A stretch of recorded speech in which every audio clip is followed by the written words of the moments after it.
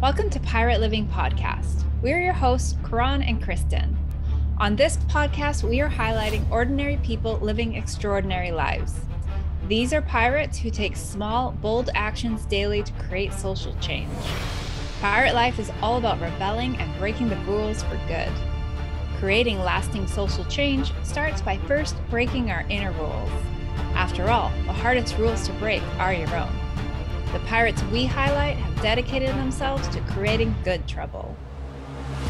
Today we are chatting with Pirate Queen and word wizard Laurel Erica. While Karan and I love playing with words and creating magic, Laurel is able to take rewriting the way that we speak to a whole new level. Through wordplay, Laurel is unraveling mass hypnosis and elevating the frequency of consciousness. In Laurel's book, The Book of E, she explores consonants and wise old vowels and gives them a voice. And we're thrilled to be speaking with Laurel today and really dig into how the words we use affect our reality. So Laurel, we're excited to be talking with you today. Thank you. A delight for me. And a pleasure. Thank you. So will you take us on a journey of what started you on what we like to call your pirate journey? So what led you down this word path? Well, I came from a very literate family in the creative arts. And so I heard words spoken beautifully and did not know till I was quite a bit older that the vocabulary I was being exposed to was of a higher nature than most people used. When I was 3 or 4, I distinctly remember saying to my parents, I bet I know all the words in the English language. And my mother refuted my belief and said, I bet you don't, and spoke a word I'd never heard before. And I said, what language was that? Because I was so convinced. And I started playing with words at the age of 3 or 4 and subsequently wrote what I call my fairyography, which is called The Rites of Passion of Philomela Nightingale, A Fairy's Tale. And it's about an elemental being who goes through the looking glass into this dimension and has to deconstruct the language to find her way back home again. And that was the process that I went through. I have had what I've called adult onset fairy identity because I have literally felt like an elemental being. And I began my pursuit chasing a bat, which I'd been told had flown out the window and landed in a tree. And I stood before the small tree in our backyard expecting to see a baseball bat hanging from it. So it was through echolocution that I tunneled my way through the English language and started putting together words that have, the same sound but different meaning. Those are called puns. And there was the belief at that time that puns are the lowest form of humor.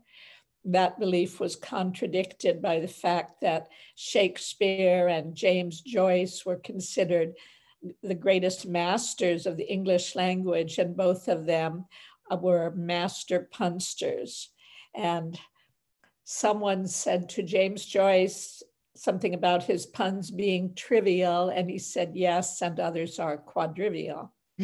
So the potential for loading up levels of meaning in a single word through sound was known by the ancients in East and Western cultures and forgotten in this culture that thinks everything should be, as Humpty Dumpty said, exactly what I say it is. And the question is, who shall be master? Mm-hmm. So what I've found is that the English language masters us to an enormous degree because there are so many double messages that are contradictory and that affect us subliminally. And these are the ones I call the secret spells of the English language. However, because words converge. Words emerge from the convergence of culture and consciousness. There's also what I call sacred path words. These are words that mirror our innate wisdom back to us. And by playing with words, we can unravel the secret spells and be informed by the sacred path words, and thus elevate our thinking, expand our perceptions, and ultimately evolve the language to support our essential evolution from humankind to human kindness. So that's it in a words. Yeah, wonderfully said. So the work that you do with language, and language is near and dear to Kristen and I's heart, as well as a lot of our listeners in the Enlifted community, where we, as we talked to you before, we've been taught by Mark England, who is our coach and our mentor, about how the words we use cast the spells on our lives, the words we think, the words we speak. And what I want to know from you is, what is that social rebellion that you are starting or have started with the work that you do with language? Well, when I was 20 and a student at UC Berkeley, I came to the conclusion that homonyms, words with the same name but different meanings, were more closely related than synonyms, which are words that mean essentially the same thing. And one of my friends said, well, that's one of the more interesting pieces of BS I've heard recently. So there was no one who thought this way. And I received a lot of discounting and pushback, but I navigated by magnetism. I listened to the electropoetic resonance between words and started unraveling a whole level of cultural conditioning that happens through symbols and sounds. And with that video I posted in 2010 called The Secret Spells of the English Language, it went, I call it global, not viral. In 2015, when a lovely lady named Raji Kabli, who was working for Collective Evolution, posted it unbeknownst to me on the Facebook page of that website, and then called to say that there had been 55,000 views in 3 hours, and then it went traveling all over the world. So more and more people are catching on to the fact that words cast spells. And some of these, we know that words are the instrument of spellcasters, of hypnotists and propagandists and manipulative, well, it's all propaganda advertisements and political advertisements as well. And so that happened intentionally. What I saw was a whole other level in which language as a sound system cannot help but echo us, influence us, and be influenced by us. So when I first put together the life sentence that I call The Secret Spells of the English Language, which I can quickly reiterate if you feel that would be helpful now. Yeah, for sure. Well, I call it our premier life sentence, which we pronounce upon ourselves. And it is that we awake each morning and go off during the weekdays to earn our living at various jobs and undertakings until we come to the weekend. And then I explain that what I do is a translation of the English language. I emphasize the word trance in translation because words do put us under a spell. And so awake is a funeral party for the dead. Mourning is the state we are in when we attend awake. We'd have to be staggering around like zombies in a weekdays to earn our living, since urns are for the ashes of the dead. We call our jobs undertakings as we race to meet deadlines. Job itself is a Hebrew word for persecuted. And sorry, I turned off my phone, but there it goes away. Let's see. Okay, got it. So job is a Hebrew word for persecuted. And what we get at the end of this perverse bargain with life is weakened progressively. Mm-hmm. So, and our most prevalent greeting to each other is hello, the reverse of which was oh hell. So in the 90s, I was a student at the Agape International Spiritual Center and also editor to Reverend Michael Beckwith. And I had already figured out that life sentence and many others, but there was a big so what to it. It was a curiosity, but I didn't know beyond that until I had the epiphany, and I define epiphany as a sudden recognition of the obvious. And my epiphany was that language is software that programs the mind, and the alphabet is code, and the English language is the leading software of the Western mind, and we can evolve it to essentially facilitate our evolutionary leap from humankind to human kindness. Because one of the wisdom words, it's actually a double word, is earth and heart. And they are mirrors of each other. The H is either at the front or at the end. And I've asked a lot of people, primarily children, the significance of that. And one little boy said, well, the earth is the heart of our lives. And another child said, well, maybe the earth is the heart of the solar system. And so one of my word magic taglines is that this kind of wordplay has the power to turn a youngster into a punster and a punster into a pundit in the ancient Sanskrit meaning of a wise person. So just by playing with our ABCs and listening to words, we become deeply informed of the wisdom that is within us. And after I came to the recognition that language is software, somebody handed me a Wall Street Journal letter to the editor. This was in early 1999. And I still have a copy of that letter to the editor. And it's called Corrupted Language, the Great Destroyer.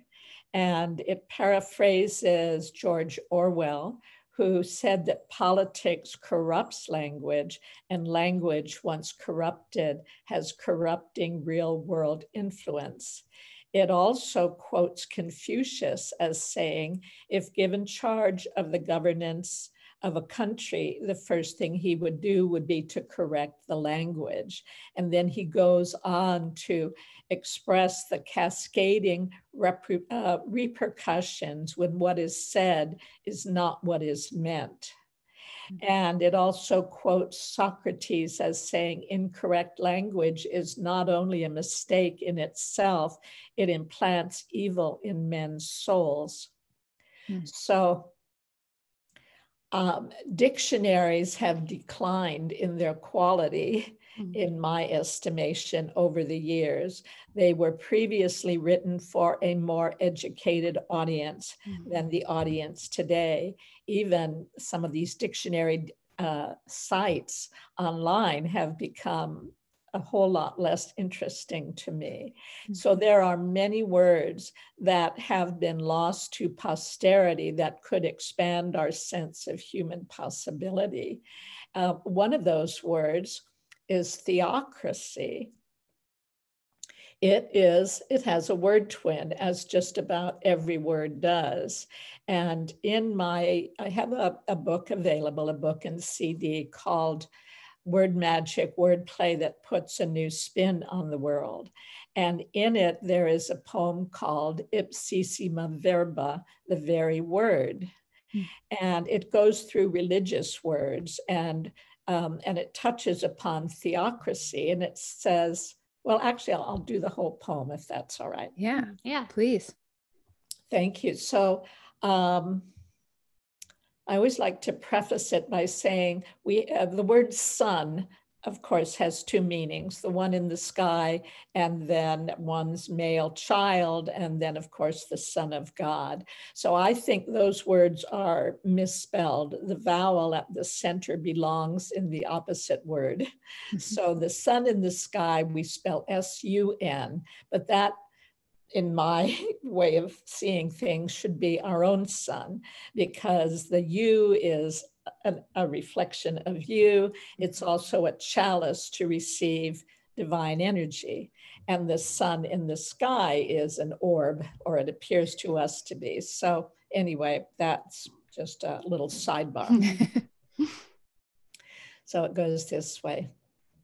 From worshiping the sun, man grew to worshiping the sun. And so I cannot help but wonder just how far we've really come, since every prophet who has ever touched the high empyrean has said the light of the divine is meant to shine in everyone. And so I took a look at dogma, as I've always found it sound odd, and discovered that it's backward. Turned around, it spells out am God. Then I took the Holy Eucharist and saw that with a letter switch, a door appears to paradise, because it now spells you a Christ. I also found an atheist bound by no faith cannot exist. For breathe a space twixt A and T, and a theist shows up instantly. Then I found the word theocracy, where church and state dictate united, and governmental policy is said to be divinely guided, is actually a homonym, which means it has a verbal twin. The alternate theocracy, spelled with an S and not a C, is not in every dictionary, which is itself a commentary. For theocracy means union of the personal soul with God above. So what need have we for admonitions, taboos, decrees, or prohibitions, when all are guaranteed admission to the promised land by definition? So you will not find this form of theocracy in very many dictionaries. The theocracy that says that we are one with the infinite, and yet the word infinite locates its dwelling place as infinite. That is undeniable. Our language reflects truth to us as well as casting spells. So you look at the English language. Have you looked into other languages as well to see, like, is that same underlying hypnosis happening in other languages, or I believe every language has its own body of knowledge that it was evolved to convey. And a lot of people who look at my work then are asking, who did this to us? Mm-hmm. So what I believe is that it's a naturally occurring phenomenon. We know there is intentional manipulation of language, and that has been there from the beginning. However, I believe I describe what I call an electro-poetic force that and the hologrammatical quality of language. It's always going to be reflecting and echoing us back to ourselves. Mm-hmm. And English is the language that swallowed many others. So it has many more words from many more sources than other languages. And yet this happens in other languages, in many other languages. It's just what they put together, the words that happen to resonate with each other. The homonyms may be very different and reflect a different perspective. I like what you said about, that we did this to ourselves and in terms of the language. And I've recently read Outwitting the Devil by Napoleon Hill. I don't know if you've read it. It's basically a conversation that he's having with the devil, which he says that he controls 98% of mankind. Yes. And that the way that he does that or affects that control is through the language and the words that people think and speak. And that's one of his major forms of control of humans, which really resonates with the work that we do as Enlifted coaches, as well as what I'm hearing from you, right? That the language is keeping us in this trance state rather than allowing free thinking and growth by 98% of us. I'm just wondering what your thoughts are in terms of that this is all the work of the devil. well, and the devil comes from having lived backward. And I recognized a long time ago that this is backward land. And in my feriography, Philomela says I was born in upside down town to the king and queen of backward land. I spoke a foreign language, which they had to twist to understand. The king was sowing sorrow and the queen was reaping grief. I held my dreams, but lost my way, confused beyond belief. So, yes, I think that wordplay can be devil's play. It's an aspect of our own nature. And the negativity we see in the world is the negativity we experience in our own consciousness. And the programming that we get through the English language is profound and all around. It's almost like speaking English is like walking on a mined field where there are subliminal explosions that are triggered all the time that we're not even aware of, describing our nervous system as a nervous system rather than perhaps an electromagnetic system helps reinforce the nervousness, the anxiety, the idea of living in an atmosphere further reinforces it. So just almost every word we speak has a twin, and so many of these twins are negative. So whoever we attribute this to, it's a whole lot of confusion. Some of it is no doubt demonic in its intention. Certainly the changing of definitions that goes on today so that we are enthralled, which means to be enslaved by a particular narrative. That's a very obvious example. And I'm so much more interested, not in who did this, but in what we can do about it. And so I have a vision of creating a literary lotto where people are inspired to listen to the still small voice of intuition. And to intuit something is to be able to get into it and in some way merge our consciousness with it and find our way inside out into greater clarity. So if people are incentivized to listen to the still small voice of intuition and start downloading from our universal heart drive new words and phrases and even symbols that can convey a higher frequency of consciousness in our communications and inspire a greater frequency of kindness in our interactions, then we can very quickly evolve the language to a higher frequency. And that's what I believe it needs to occur at this time, for in all our efforts to heal our psyches and to raise consciousness on this planet, we've all but overlooked the very instrument of conscious thought and communication. And our forked tongue English language, which is the leading software of the Western mind, is itself in great need of retuning and upgrading.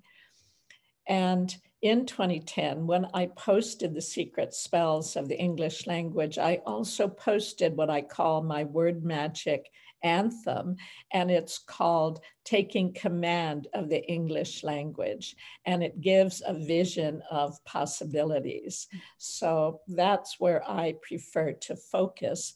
And at present, I'm looking to assemble like-minded, like-hearted people who are also looking to create a verbal upgrade to heal consciousness and upgrade the way we live in the world. Well, I think you just found a giant community of those, yeah, like I was gonna say, people. I even have my our words are magic shirt. Yeah, we've got a whole bunch of people that love looking at words and how those affect us. And what I like about talking with you too is you're taking that to a different level, because we what we have talked about is it's conflict language and architect language. And conflict language, if in the way I like to describe it, is what we're born into, and that's, I call it a language of chaos. Like, we're all creating, but in conflict language, you're creating chaotically. Like, I don't want this. They're against me. Nothing's going my way. And with architect language, you learn to be creative with your words and build what you want. Like with the intuition, going in, the place to start with that is in, and to look anywhere else is going to be messy. So yeah, I like listening to what you have to say too, and taking those words even deeper, and some of those things like morning and weekdays and all of those words that we use without thinking about them, and realizing, oh, like our job and in itself, or going to that place where you make money, the career that we think is so important to us. And then we get into it and we're like, this isn't where I want to be, but we've spent our whole life believing we have to get there. And then you say, like, weekdays, you've got your earning it. It's your morning. It's more or less death is what we're going into. And we've worked ourselves up to it. Mm-hmm. Yes. Mm-hmm. Yeah, which really goes into that pirate living. What we like to talk about and promote, what people are doing is breaking that spell of the norm and what we should be doing, and following your passion and living into your purpose, which is, the way of the free thinker, really, to follow what, and, you're talking about, you've loved words since you were 3 or 4, and to have that singularity of purpose throughout your life. I guess my question for you on that is, has that ever wavered for you? No, not really. Definitely there are times I've had to do other things for a living. For income, and I raised a son as a single mother. So, but I had interesting jobs along the way, and it's been a whole evolutionary journey for me. And what has kept me of sound mind is my focus on what's given me the greatest pleasure. And I'm just writing an essay right now. Someone the other day asked me what I thought would be the ultimate conclusion of all these crises we're facing together. And I always choose to take the positive view. of what is the potential. And so I was feeling, thanks to the globalists, we have a catalyst for conscious metamorphosis in a way we never have had before. And I think about the temperature it takes to turn a little tight kernel of corn into the irreversible metamorphosis of popcorn, or the caterpillar to the butterfly. We have a potential that so exceeds what we have believed for ourselves. And only under extreme pressure can we be motivated out of our prisons of self-limitation to find what sings our heart. There are so many people who are quitting their jobs for a whole variety of reasons. I mean, the pandemic or whatever it is has had an enormous destructive and creative impact. And I'm betting on the acceleration of consciousness today, the elevation of it, and the dedication to what sings our heart most fully, and discovering purpose and sharing who we are with the world in ways we were too shut down to do in the past. That's where I am convinced we are going, and to create a real commonwealth between enlightened individuals. Yeah, that definitely resonates with both of us as two people that quit their jobs during the pandemic. Bravo. For me, it was a awakening. It broke the spell of the daily grind, the days, whatever you want to call it. The spell was broken, and the realization of just not wanting to return to that. And, the side pursuits that we had that were our passions, how, it was an opportunity to change that into, our primary pursuits, and having that singularity of focus.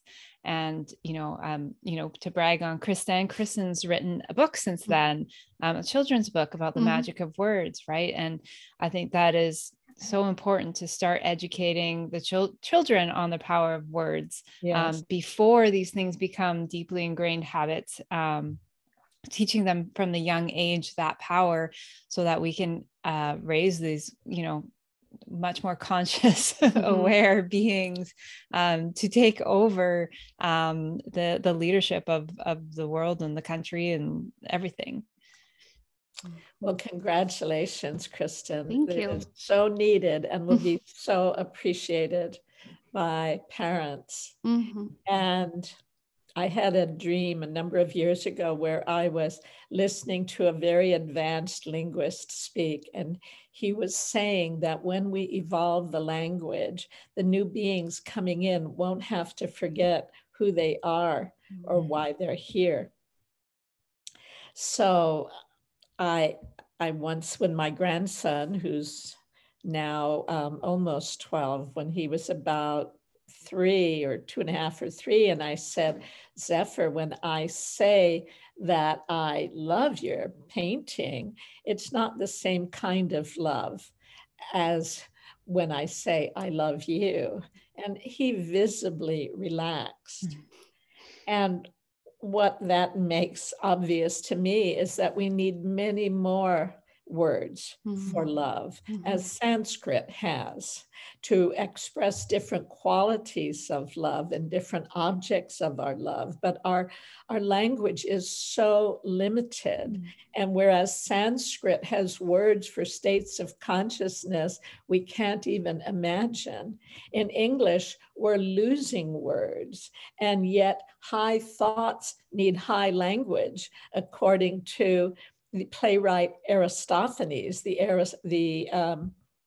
Athenian playwright. And decline of language is the decline of the people who use it, according to, I think his name is Lindsay Clark.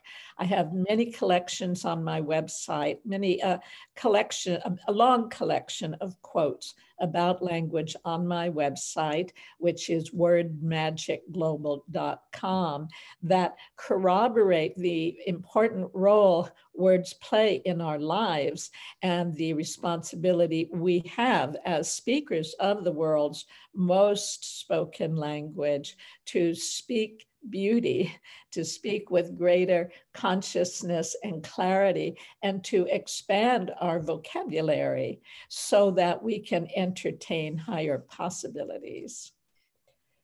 That reminds me of, have you ever watched the movie Arrival? Oh, I have. Yes, years ago. Yeah, where like the main character learns to speak the alien language. Yes. And in that, her whole perception of time and awareness changed. And in being able to add more words into her vocabulary and being able to understand this other language opened up so much for her, where she's living, realizing that time is happening all at once, instead of linearly. But yeah, like taking, and it's a really good movie and really mind-bending because it brings to light how if we learn different words, if we can have more words, it opens up our perception. It helps us see things in a different way. And it's a really good, it's a good movie, and it's a really good idea with it. Yes. Well, words are our lens on the world. And the words through which we view the world now, like that life sentence, as you said, is a death sentence. It's a very dark vision. And I have a sense of where that came from, that when English was this molten stream of consciousness being fed into from a variety of sources, that the dominant cultural influence was the ancient church. And it stamped its impression on this molten stream. And so that life sentence that I shared reflects the idea of a universe divided by irreparably conflicting male superpowers, the fallen state of humanity, the misery of life, and the inferiority of women. And there's so many other cultural biases. I mean, even our language of success going viral. We've done it. We've affirmed it to death, and we've done it. The whole world has gone viral. And prior to that, when Princess Diana died, I thought about the collective affirmation, princess die, and so she did. And the idea of making a killing in the marketplace. I remember during the invasion of Iran, hearing an NPR commentator talk about a killing in the marketplace. These are powerful spell casting vocalizations that can create manifestations that then boomerang, and we seem innocent of what created this kind of misery in the world, but we do it as we speak and as we write. So to speak and write with greater awareness and consciousness, a lot of which can come simply by playing with words. We've been directed to watch what we say, but rarely to listen. We have the word definition, which sounds like deafen, and or includes that sound in it. We speak about the meaning of words, and I have a blog entitled The Mean Meaning of Mean, because mean has so many meanings in it, including shabby, cruel, and average, that these basic words could be re-articulated in a way that inspires curiosity instead of deadening interest. So much. Letting this all sink in. Yeah. So when you're looking at a word, do you have a process that you use, or is it more going back to that intuition of the double meanings of the words? Well, I believe I have double hearing. The second stanza of my vision statement says that over the course of my life, I have cultivated a heightened sensitivity to, how does that go? Well, at the moment, it's slipping my mind, so it may not be the appropriate thing to say. But I do believe I have double hearing. I do hear it. And then I also ask inwardly. Many years ago, I read, when the angel fascination began, I read that the archangel of language and culture is Uriel. And so I have invoked Uriel on many occasions, always before beginning a writing session, to inspire me. And I invite in higher intelligences. I invite in Shakespeare and Kabir and Rumi and all of the great poets and philosophers of language that I'm aware of to co-create with me. So I feel I have a whole team working with me. And I've shared many times before, walking in nature and asking for a new word, and my invisible friends instantly gifted me with the real nature of beauty, and it is to be you to full. So it's being your authentic self in the world, no matter what the inner critic has to say about your quality of being. The truth is, we are all divine. We are all wholeness, no matter how tangled we get, like innocent kittens in Hollywood yarns. We get all wrapped up in stories that are untrue and that keep us from expressing what is really true about us. And be you to full is saying that there is no greater beauty than the authentic self of every being on earth. And so the language, there's a statement in the Bible about the handwriting on the wall, and I forget what story that goes with, but actually the handwriting is all over the language, and you just have to listen, and it pops in, and sometimes something just pops out. Like I was looking at being today, and all of a sudden I saw benign, and benign is gentle and kind, and it's the same letters but with an N. I haven't done an analysis of the letter N, but I do have one on the letter S that I have animated and will soon post on my Patreon page. And I think people will find it a lot of fun. It's called Esoterica by Laurel Erica, the definitive exegesis on the letter S in verse. And an exegesis is meant an in-depth analysis, usually of a biblical passage, but I've done it on a single letter of the alphabet. And that letter is a very significant letter because many cultures tried to omit it from their alphabets as they equated it with the serpent and with Satan. And Esoterica by Laurel Erica shows that the S turns both ways. It is a symbol for transformation, and the choice is ours. So that's my process. I'm just so fascinated with words. They play with me. And I really do feel like an English language elemental. So kind of a word whisperer. There was one time when I was learning about how to be, there was somebody that said, we're human beings, not human doings. So in the word being, you be, you're still, you sit with yourself. And that was something that had stuck out to me to remind me that in the word human beings, we're being told to be still and take time, and instead of do all the time. So it's always, yeah, I love getting to hear all the plays on words. It is really fun.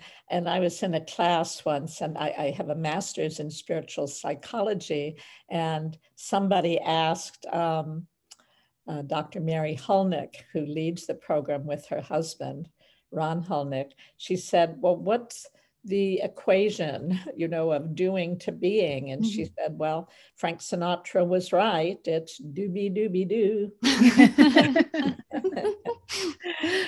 So one of my little aphorisms, which is a motto or a saying, is be, B-E-E, a flower, and flourish forever. And I spell it F-L-E-U-R, which is the French word for flower. So yeah, when we are in resonance with our true self, when we are being ourselves to the fullest, then we do flow. We are in the flow. And I think about how bees create honey, and sweetness is the honey of being for us, kindness. So it's endless opportunities for play. And gosh, many things you've said, I've made notes to respond to, but let's just keep going and forward instead of going back to previous subjects. Although now I'm curious, what have you been making notes on? Well, years ago, I read a book by Diane Slattery called Xenolinguistics, X-E-N-O, which I believe is foreign. Xenolinguistics, language, psychedelics, and the evolution of consciousness. I believe that's what it's called. So it was very, very interesting. She's a PhD, and she documented many psychedelic journeys that she took.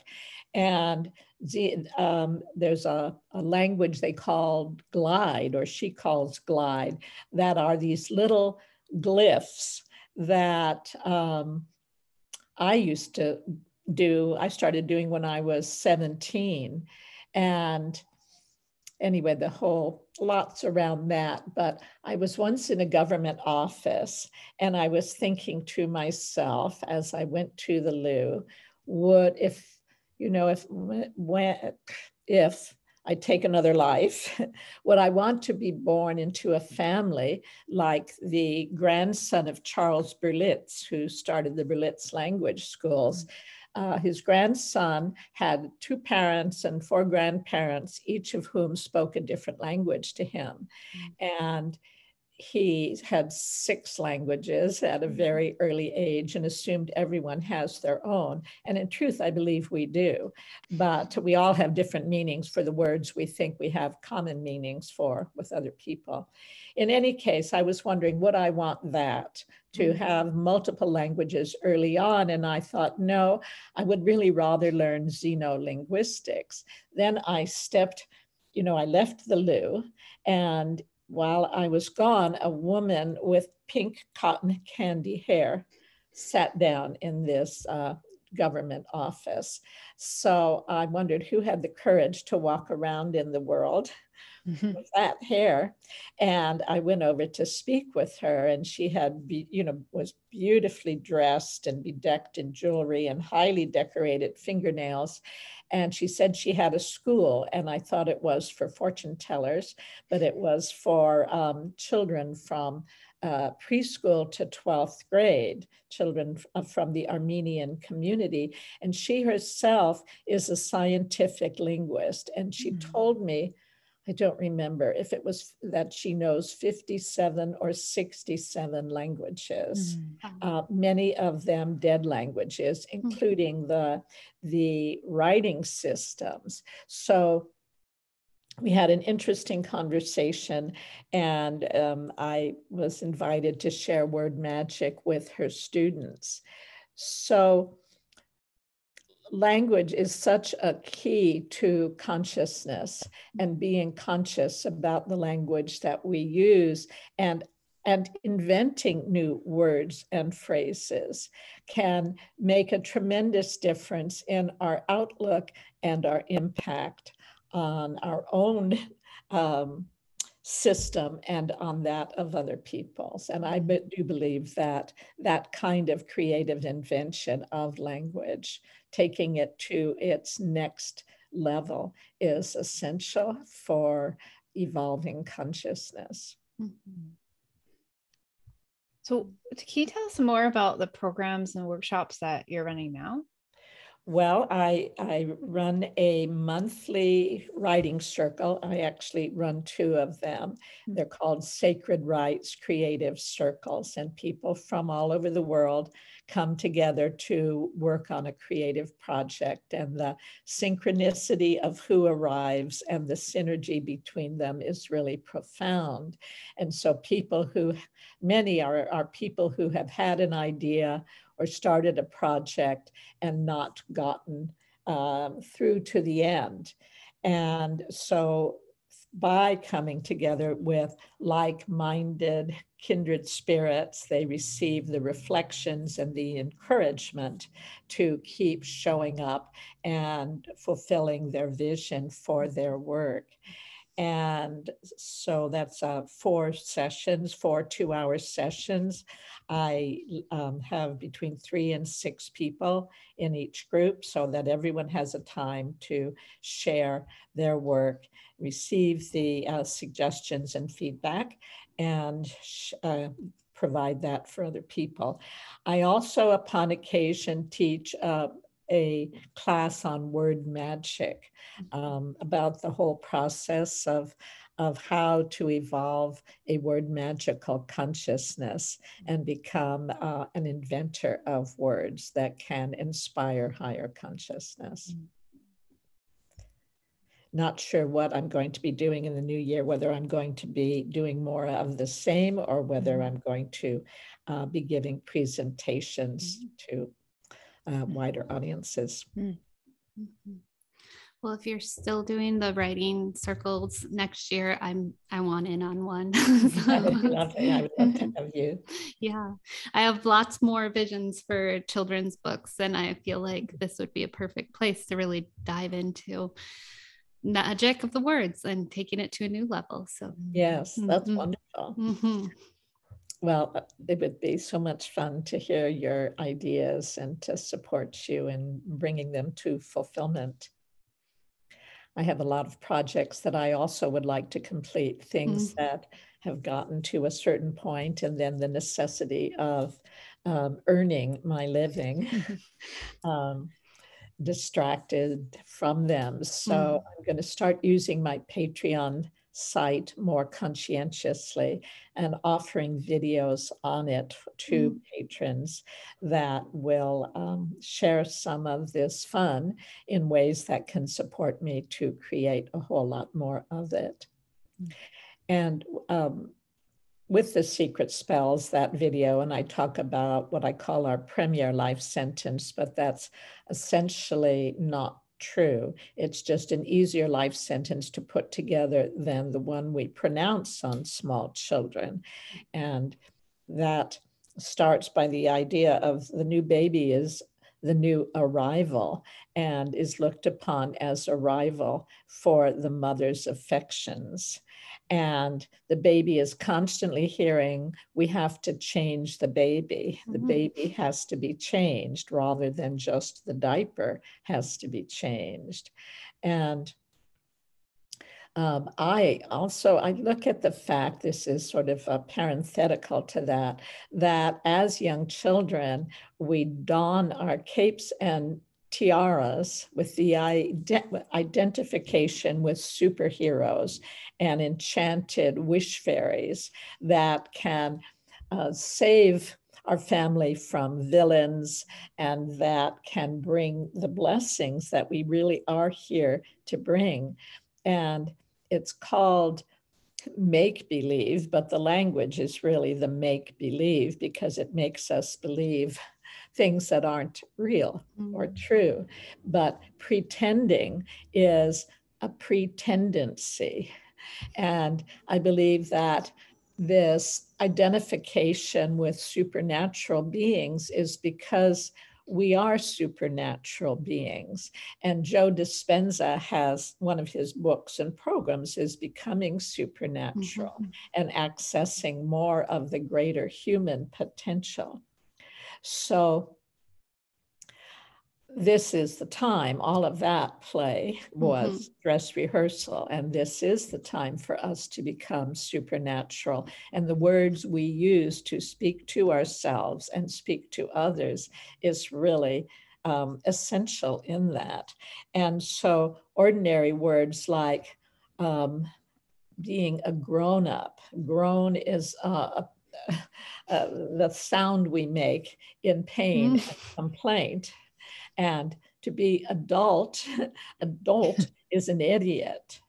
And the period between childhood and becoming adult is called adolescence, which is often what happens is people lose touch with who they truly are. And I once was sitting with a group of in a gazebo in the Rose Garden in Exposition Park in Los Angeles. And there was a mother and two little girls and a little boy, and they were all so beautifully dressed. And we shared our names with each other. And the little girls said they really loved my name. And I said, well, do you really love your name? And being obedient children, they said, oh, yes, yes. And I said, well, is this what you would have named yourself? And the little girls just kept agreeing because that's what they'd been taught to do. And taught is another pun. It's T-A-U-T, which means tense and is a cause of nearsightedness. So when children are taught in school, how can they learn anything? And who wants a lesson that lessens their time for self-exploration? So the language is just loaded against us. So in any case, the little girls said yes, they would name themselves the very name they'd been given, the improbability of which is incalculable. But the little boy said, no, I would have called myself Soaring Eagle. And I just love that. And I think it would be wise to find a name that embodies our essence.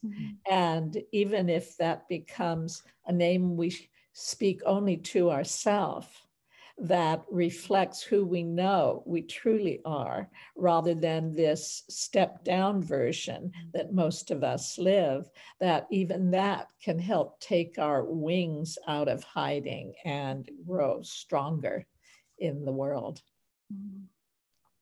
I love that. I think we get to come up with some podcast names for each other. Any you can share? I have to think on it. Yeah, okay. Oh, you're intending to. Yeah, we have a friend come on. Her episode just came out a couple weeks ago. Her name, she goes by as Akara, but she chose that. So she had another one she was born with, but she chose Akara based off of its meaning, which I forget what it is right now. But she also was telling us, she's like, you can create your own name. you can. Well, I did that in my early 30s. I realized that many women had many last names by that time, all belonging to men. And I felt that I had such an internal discordant orchestra of voices and wondered how I could possibly connect with some other discordant orchestra in another person, that I needed to marry myself.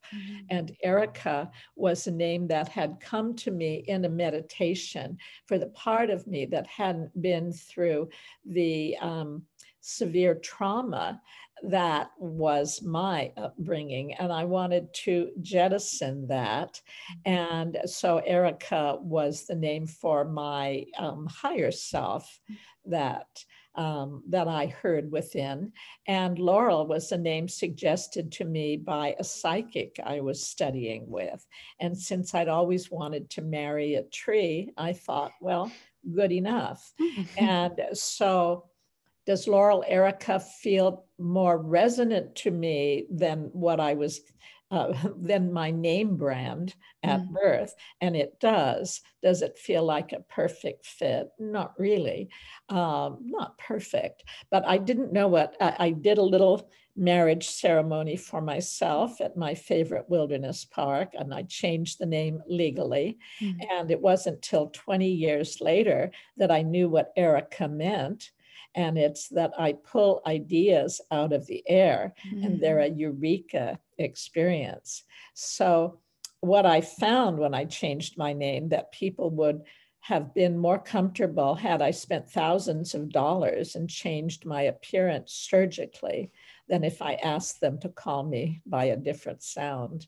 It's very interesting. Well, it's literally changing your identity and creating your own identity. Yes, yes. Yeah. And I look at the I in identity. I have a poem called The I That Is We, the AYE, which means yes, that is OUI, which is yes in French, and about the fact that we have yes in our eyes. They're EYES. And what makes us unique is our perception, our point of perception. And we call it a point rather than a spectrum of perception. And so everything we name things really deserves to be renamed to something that is more descriptive and inclusive. And that will help change our point of view. So you mentioned your Patreon. First off, tell us, where is your Patreon, and where else can our listeners find more about you too? The Patreon page is patreon.com/wordmagicglobal. And I will very soon be posting exclusive content on it. I haven't up till now. I've not been terrific at self-marketing. I just much prefer to write and to create than to get the work out in the world. But in order to get more of it out in the world, I need to do more of that. So there's the Patreon page, there's wordmagicglobal.com, and there's my YouTube channel.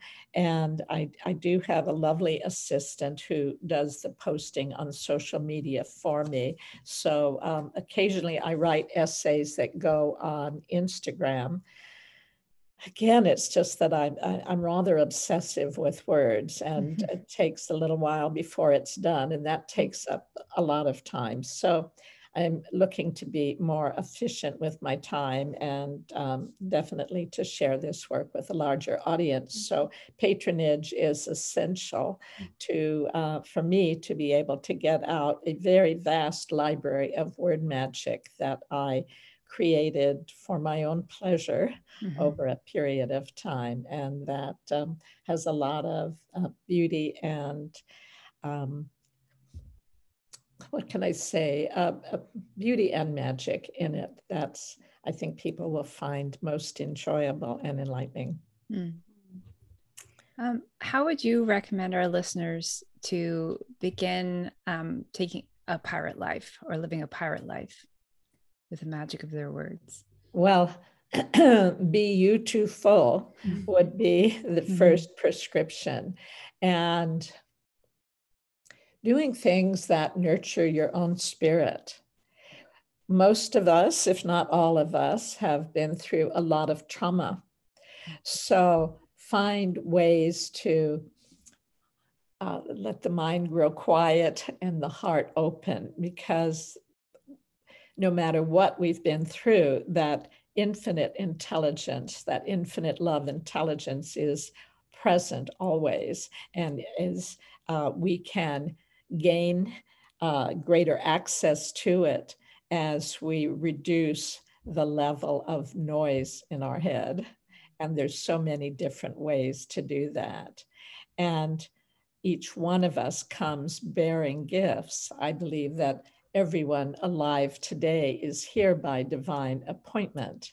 And we may not, like the Mad Hatter, we may feel like him. I'm late for a very important date, but we don't know where and what. But that is within us. I'm about to post an essay on it. And that is something that we can definitely recapture, cultivate, and express. And I wrote an anthem for our era called Speaking Beauty, which speaks to the fact that we have these capacities within us that we are meant to bring forth now. They are more essential than ever before, but don't panic. It's not late, it's right on time. And there is all sorts of support offered everywhere for liberating our consciousness more rapidly. And a group called Humanity's Team is doing a program with Gregg Braden and Nassim Haramein. And I just heard last week Gregg's 1 hour free explanation of what he'll be sharing that changes our whole conception of who we are, how we got here, and what we're here for. And Nassim, excuse me, Nassim has found what Einstein was looking for, which is the unified field theory. So we all know that we are one, but now he has the equations that demonstrate it. And the two of them together are doing a program that can help us more fully identify with the infinite intelligence that is who we are in essence, and that we can draw upon in every moment for our own unique expression. So I will send the link to that to you, and you can share it with your audience. It's such important information. And perhaps I can share Speaking Beauty now as a way of thanking you and completing our conversation, unless you have more that you'd like me to address. The only thing we have left is if you know any jokes. So we could do the joke and jokes. then, any pirate jokes. We could do the joke now and then that. Or I think I created a joke for you. I think you did. Do you remember it? No, and you don't either, I guess. I do. We put it. Do. Well, would you remind me, because you asked and I just went within and it came right out. What's the difference between pyrite and pirate? Right. One is fool's gold and the other is a fool for gold. And I love that you created that. I didn't know that. Yeah, that was instantaneous. And one of my little word magic aphorisms is that gold is fool's god. Which reminds me, I have a holiday poem called Gifts of Presence that's on YouTube and that I posted a couple of years ago. I actually wrote it in the early 90s.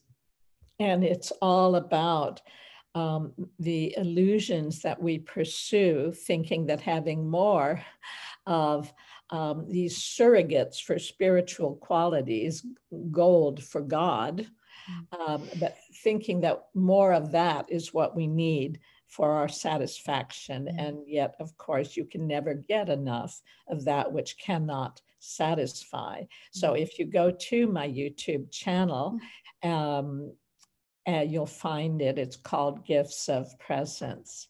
So right now, I will share Speaking Beauty. We are godlings on this planet, here because we all pre-planned it. Ghastly, ghostly shadows, damn it, now's our chance to Superman it. Lift your voices, re-enchant it. Freedom's codes are all semantic.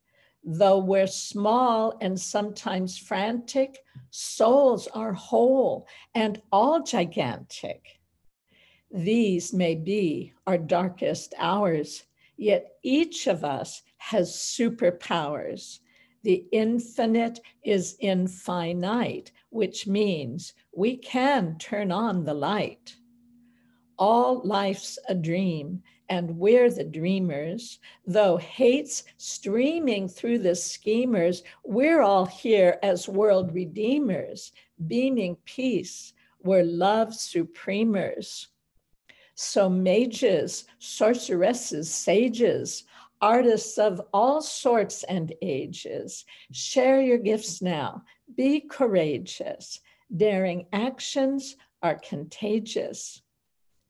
A diamond mind and heart of gold are gifts, the prophecies foretold for those uniting souls on earth by honoring each being's full worth.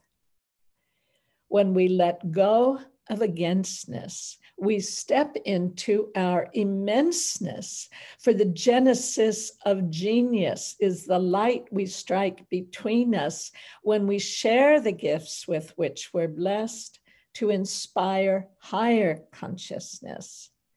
Then we'll gain what we've been dreaming of, the gift of everlasting love, the bliss of everlasting love, the kiss of everlasting love.